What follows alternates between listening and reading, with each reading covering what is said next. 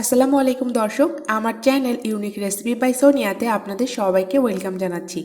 আজকে আমি আপনাদের সাথে শীতের একটি সবজি দিয়ে মজাদার ভর্তার রেসিপি শেয়ার করব। খুবই অল্প সময় এবং কম ঝামেলায় এত মজাদার একটি ভর্তা তৈরি করা যায়, ভিডিওটি না দেখলে আপনারা বুঝতে পারবেন না। এবং এই ভর্তাটি খেতে কিন্তু ভীষণই টেস্টি। আশা করছি আমার আজকের এই রেসিপির ভিডিওটি আপনাদের ভালো লাগবে। চলে যাচ্ছি মূল রেসিপিতে। প্রথমেই পাতাকপির ভর্তা করার জন্য এখানে আমি কিছু পাতাকপি নিয়েছি, যেটাকে আমরা অনেকে বাঁধাকপিও বলে থাকি। পাতাকপিগুলোকে আমি এমন কুচি করে কেটে নিয়েছি। চেষ্টা করবেন একটু কুচি করে কেটে নিতে, এতে তাড়াতাড়ি সিদ্ধও হবে এবং ভর্তাটা দেখতেও সুন্দর লাগবে। আমি আমার সাধ্যমতো যতটুকু পারি ততটুকু কুচি করে কেটে নেওয়ার চেষ্টা করেছি। এখানে প্রায় 4 থেকে 5 কাপের মতো কুচি করে নেওয়া বাঁধাকপি আছে। এখন এই পাতাকপিগুলোকে আমি একটি প্যানে দিয়ে দিচ্ছি এবং অ্যাড করে দিচ্ছি সামান্য পরিমাণে লবণ।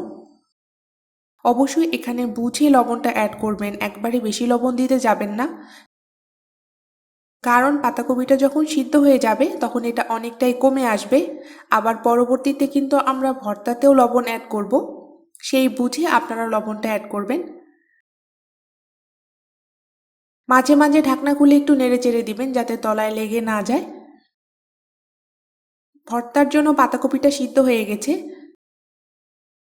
এখন এটাকে ঢাকনা ছাড়াই আমি কিছু সময় প্যানে নেড়ে চেড়ে নিব।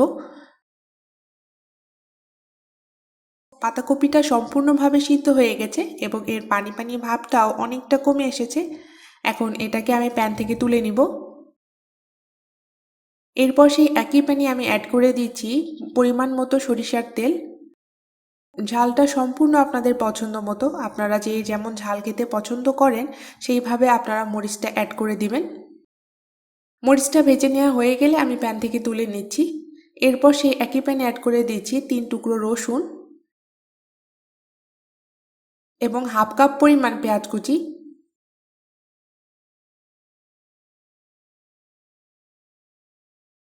পেঁয়াজটাকে আমি নরম হয়ে আসা পর্যন্ত ভেজে নিব।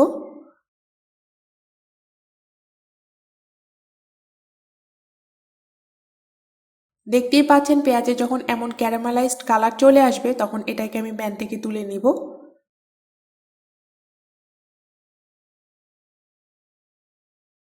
ভর্তার জন্য আমি এখানে সবকিছু রেডি করে নিয়েছি। এখন সামান্য পরিমাণ লবণ দিয়ে আমি মরিচটাকে ভালো মতো চটকে নিচ্ছি। লবণ দিয়ে মরিচটা চটকে নিলে মরিচ থেকে ঝালটা কিন্তু প্রপারলি বের হবে।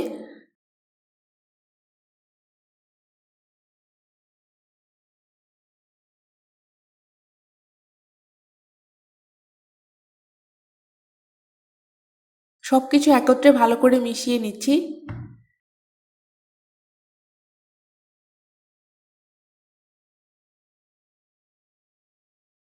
এরপর এতে অ্যাড করে দিচ্ছি ধনিয়া পাতা কুচি।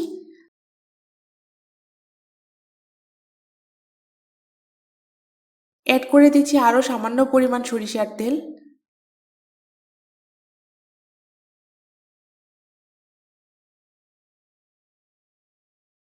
এখন সবকিছু একত্রে ভালো করে মিশিয়ে নিচ্ছি।